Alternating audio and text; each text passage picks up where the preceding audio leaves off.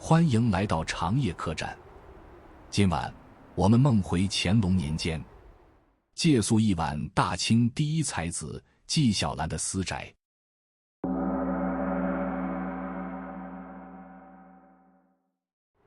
此时已经是半夜了，整座院子静得只剩下风声，檐下挂着昏黄的宫灯，把老槐树的影子拉得老长。我们住的这间客房没有半点官家的奢华，安静极了。推开木窗，晚风带着树叶的香气吹进来，还有一缕极淡的旱烟味。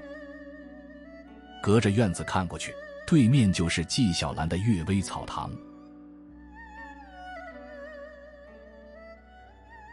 那位大清第一才子正独自坐在案前，他不穿官服，只穿一身宽松的布衫，手里捏着那干出名的大汉烟袋，慢悠悠地吐着烟圈。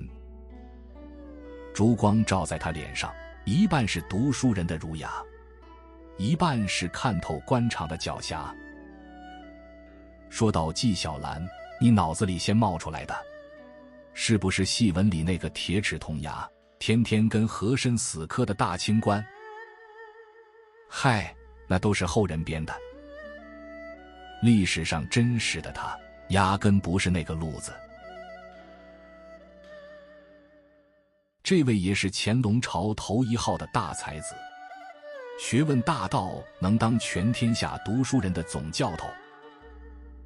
可私底下呢，他就是个烟不离手，肉不离口，一肚子歪点子的老顽童。别人上朝揣奏折，他上朝先揣上他那杆能装3两烟的大烟袋。别人下朝读经史，他下朝得先扒拉上一大盆炖肉当晚饭。官场上的明枪暗箭，他从不硬刚，永远笑眯眯的3言2语化解，顺手还能给对方挖个坑，让人吃了哑巴亏还说不出来。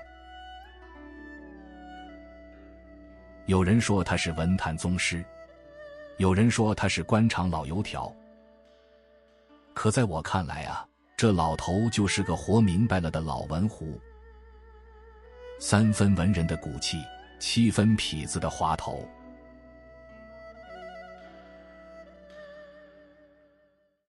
你瞧，隔壁阅微草堂的灯影里，这老头这会儿正看着案上的宣纸，露出一抹明天准有人要吃哑巴亏的经典坏笑。接下来讲的几桩趣事，大多来自后世笔记传闻，未必件件都是正史，全当今夜的一则闲谈，听个老才子的风流趣话。桌上那张写了一半的纸，别的没写，就南书房3个字被圈了右圈，旁边还画了个歪歪扭扭的小辫子。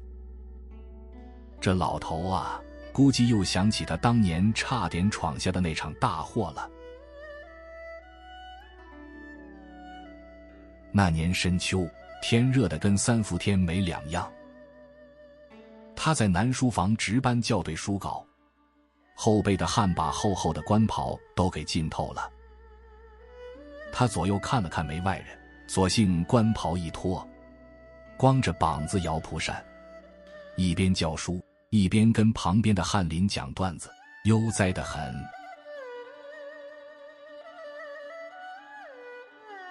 正说到精彩处，远远听见廊下太监尖着嗓子喊：皇上驾到！这可坏了，清朝军前事宜，那可是能掉脖子的重罪。这时候再穿衣服哪里来得及？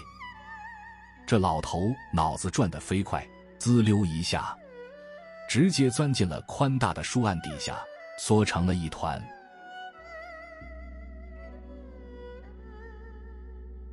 乾隆迈步进来，扫了一眼屋里，心里跟明镜似的。皇上也不戳破，故意坐在椅子上不走了。可怜纪晓岚蜷在桌子底下，又热又闷，汗水顺着额头啪嗒啪嗒往下滴，憋了快半个时辰，他实在是扛不住了。听见屋里安静了片刻，以为乾隆已经走了，就把头悄悄探出一小半，压着嗓子朝外头问：哎，老头子走了没有？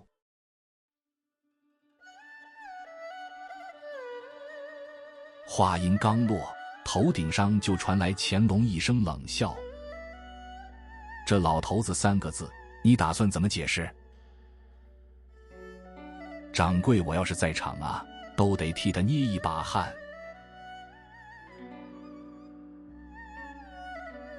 结果这老头从桌子底下爬出来，头发乱糟糟的，官服也没穿好，跪得倒挺规矩，可嘴皮子却半点不慌，慢悠悠地说：回皇上，臣这可不是骂您。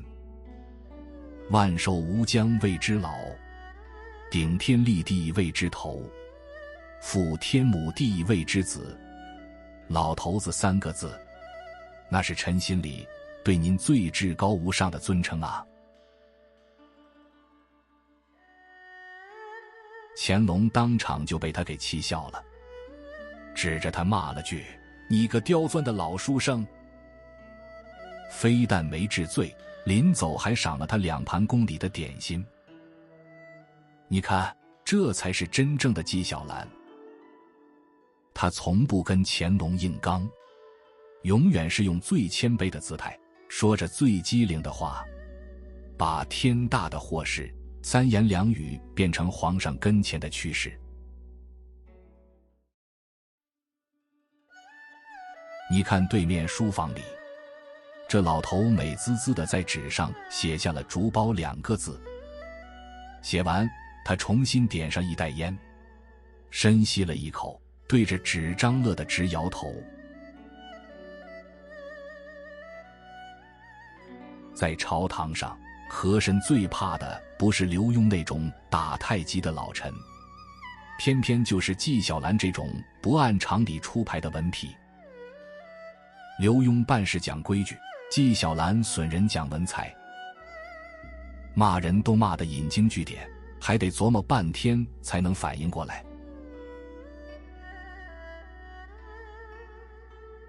相传和珅新修了一座奢华别院，特意请纪晓岚题一块匾额。纪晓岚也不推辞，当场提笔蘸墨，写了大大的2个字：竹包。和珅高兴坏了，心想这是《诗经》里竹包松茂的典故，夸他家业兴盛呢。当即找人刻成金字牌匾，高高挂起，逢人就吹这是纪大人的墨宝。过了些日子，乾隆驾临和府，进了大厅，抬头一看，当场笑出了声，指着匾对和珅说：爱卿啊，你被纪云给耍了。这竹包2个字拆开来，不就是个个草包吗？和珅当场脸都绿了。第2天，他气冲冲跑去司库馆找纪晓岚算账，结果这老头叼着烟袋，一脸无辜的笑。和大人这话从何说起？《诗经》原是祝颂吉话，大人自己非要往别处想，我又有什么办法？再说了，府里挂着这匾，时时提醒子弟读书上进，不也是好事？一席话说得和珅哑口无言。你说他骂人吧，人家引经据典，半个脏字没有。你说他没骂吧，满朝文武都在背地里笑。这哑巴亏，和珅是结结实实的吃了下去。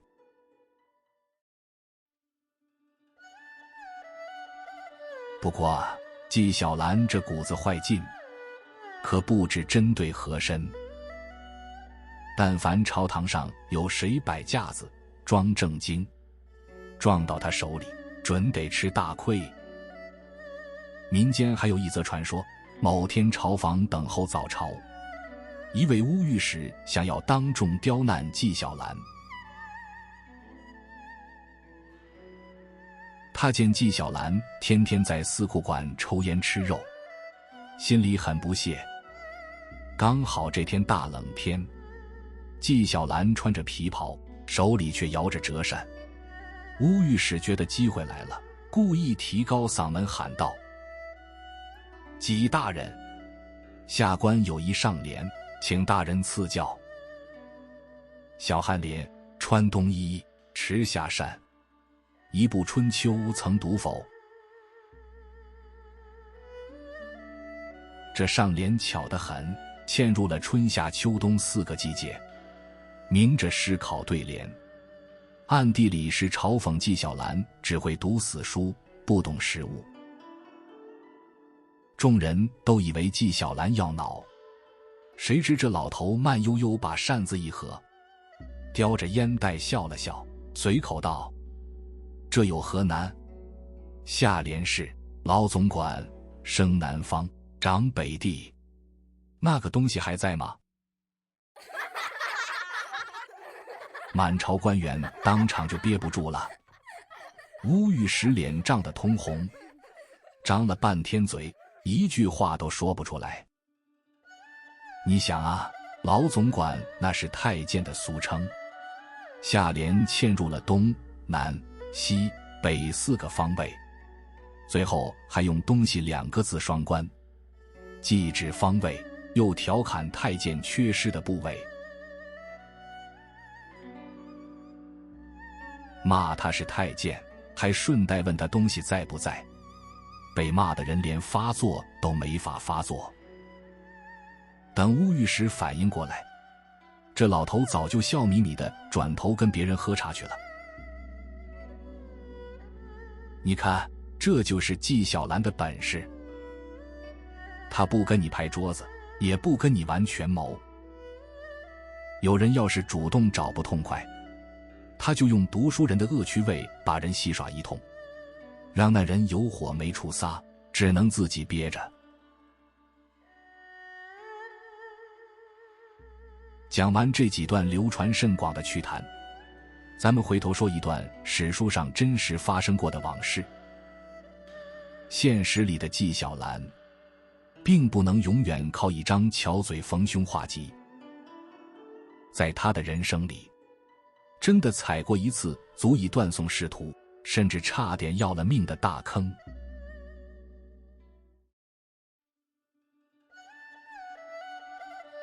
乾隆33年，两淮盐政爆发了惊天动地的贪腐案，朝廷准备严查盐商与贪官。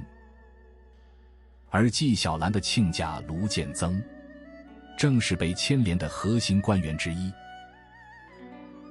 为了保住亲家，纪晓岚胆大包天，悄悄派人递了一封信。信封里没有只言片语，只装了一小撮盐和茶叶。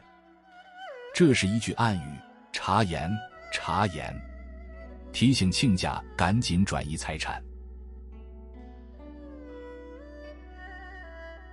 这件事后来东窗事发，乾隆皇帝大怒。纵然纪晓岚才华横溢，深得乾隆赏识，这一次也没有任何机智的段子能够救场。他被急去官职，发配到乌鲁木齐，一去就是整整3年。塞外的风沙、苦寒与孤寂，远没有京城里围炉说笑那般惬意。直到后来乾隆要开馆编纂《四库全书》，急需天下顶尖的博学之士主持大局，才特意下一道圣旨，将他召回京城。以前他或许还有几分文人的傲气，可经历了这一遭，他彻底想通了。以后在朝堂上，再大的风浪，再多的刁难，他都不再去硬碰硬。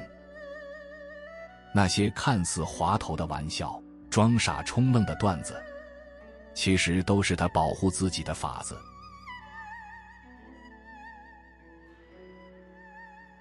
后人喜欢看他在戏文里无所不能，风光无限。可现实里的他，不过是学会了怎么在这个复杂的世界里，护着自己，顺顺当当地把日子过下去。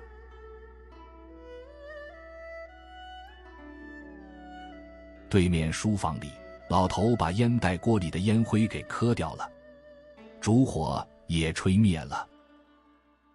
这老头今天戏弄了和珅，对了傲慢的御史，还教完了半卷《四库全书》。这会儿啊，正心满意足地钻进被窝里，准备睡个大觉。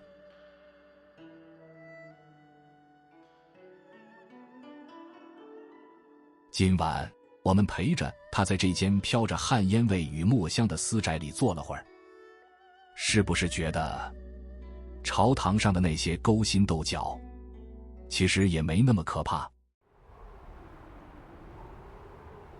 闭上眼，听着窗外渐渐慢下来的风声。明天的事，明天再说。天大的难关，总有弯弯绕绕的法子能绕过去。像纪晓岚那样，笑着就把日子给过了。祝你一夜好眠，我们下个长夜再见。